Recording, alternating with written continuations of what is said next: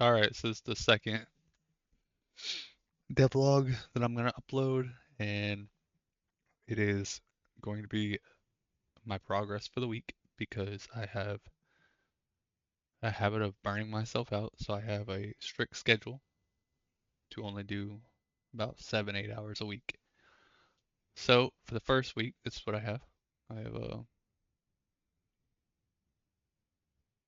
have a card database, right? And card slots. These are using world space. I just changed that over. I need to next week change the panel to be using world space. That way I can line up the wires and make it a lot more visually appealing. But for now, I have cards. You can, like, these are random out of your deck for the deck builder. And the next step, I need to make them populate. But I selected 3 cards and then I hit the breaker. And then my hand is redrawn from the deck of cards that I have. So this is my starter deck, just heavy load and standard load. You add amperage, adds heat. You kind of gotta, because if you have 3 heavy loads on one breaker, it's gonna go to like 24 amps, and you're gonna have a trip risk. It's gonna be a small trip risk, but it's gonna be a trip risk.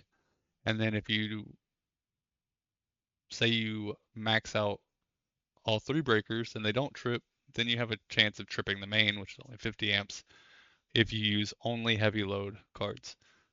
If you use only standard load cards, you should be good because you should have 18 here, 18 here, and 18 here. And while it is slightly over 50 amps, the trip risk should be, for the main, should be like 1%, I think. So um, that's the starter deck. And then once I get this gameplay loop and get them to be able to be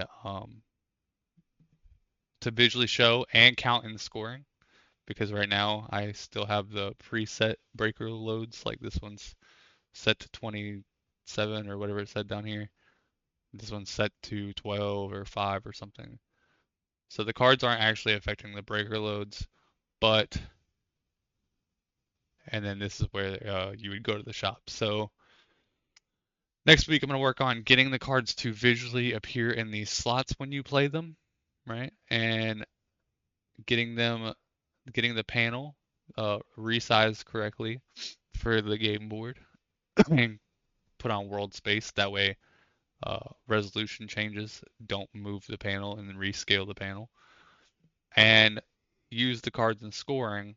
And then once I get that done, I'm going to start making that'll be one round that I'll have complete, like basically round one.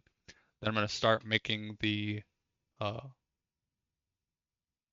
the functions and the scene for the shop screen that it'll go to after you pass the C phase if you scored enough points, yada yada yada. So if you want to see that again, uh, it is a deck of cards.